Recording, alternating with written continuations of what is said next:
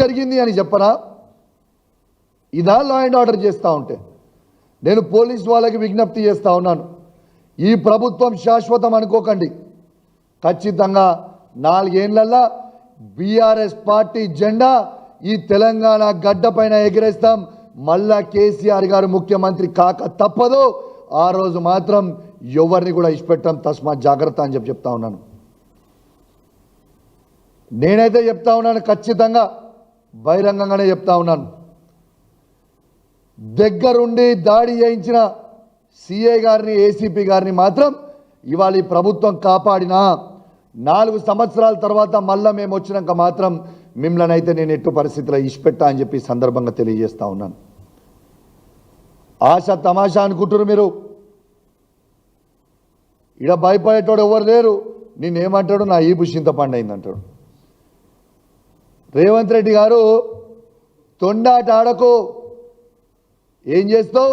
కౌశిక్ రెడ్డిని ఇంట్లో కూర్చోబెడతావు, పోలీసు వాళ్ళతో కూర్చోబెట్టి అరెస్ట్ చేపిస్తావు, కంచెలేయిస్తావు. నా ఇంటి చుట్టూ వందలాది మంది పోలీసు వాళ్ళని పెట్టి కౌశిక్ రెడ్డి బయటికి వెళ్ళొద్దు, కౌశిక్ రెడ్డి కార్యకర్తను రానియొద్దు, అరెస్ట్ చేయాలి ఎక్కడ పడితే అక్కడ.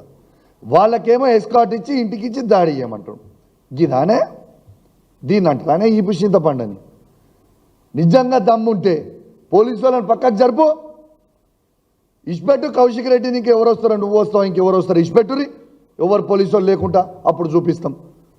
ఒకరిని అరెస్ట్ చేసి ఒకరికి ఫ్రీ హ్యాండ్ ఇచ్చి మేము ఏదో చేసినాం అని అంటున్నాం. అయ్యా రేవంత్ రెడ్డి గారు, మర్చిపోయినట్టున్నావు దినాలు. ఓటు నోటు కేసులో నీ ఈపు చింతపండు అయింది, మర్చిపోయినావా? 6 గ్యారెంటీలు అమలు చేయకపోతే మహబూబ్ నగర్ ప్రజలు నీ ఈపు చింతపండు చేసింది, మర్చిపోయినావా? గురునాథ్ రెడ్డి గారు నీ ఇంటికి వచ్చి నీ ఈపు చింతపండు చేసింది, మర్చిపోయినావా? రేపు తెలంగాణ ప్రజలు నిన్ను చీరి చింత చెట్టుకి కట్టేసి నీ ఈపు చింతపండు చేసే రోజు వస్తుంది దగ్గర. ఎందుకు తొందరపడుతున్నావు బిడ్డ? ఖచ్చితంగా అవుతాయి, ఖచ్చితంగా అవుతుంది.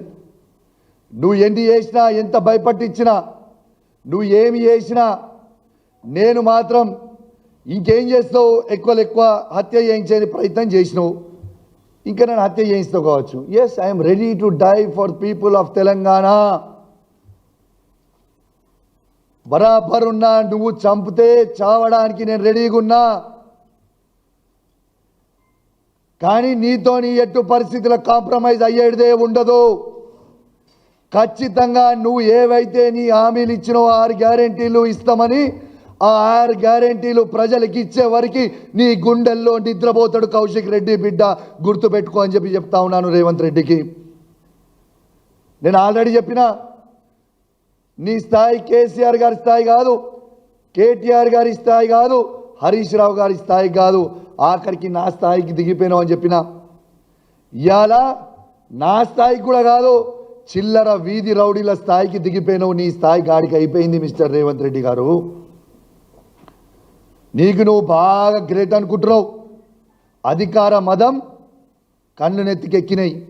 నీ మదాన్ని ఖచ్చితంగా దించుతాం, ఏం ఫికర్ చేయకు బిడ్డ.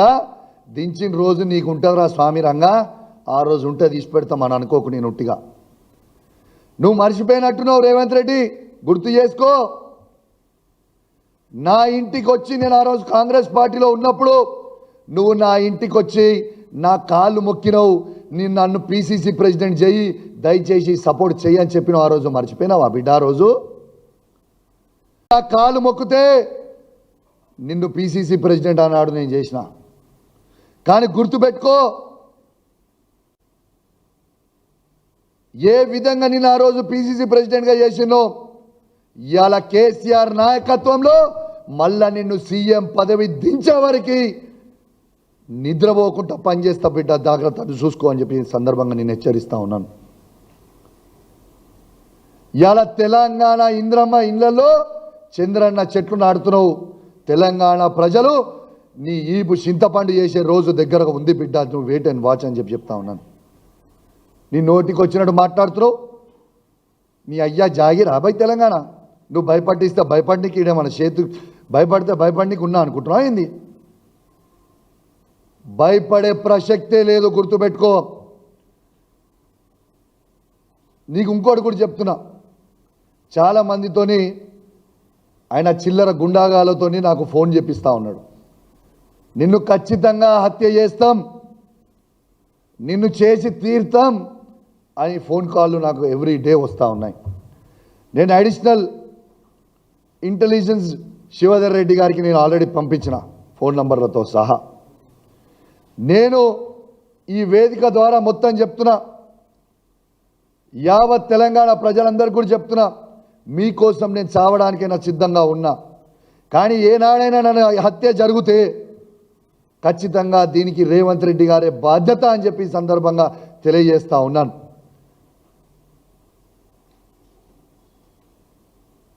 ఇలా తెలంగాణ ప్రజలకి రక్షణ కల్పించాల్సిన ముఖ్యమంత్రి, హోమ్ మినిస్టర్ గారు తనే కాబట్టి అసలు ఏం చేస్తున్నారు?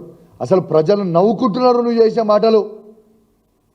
ప్రజలు నిన్ను చూసి నవ్వుకుంటున్నారు.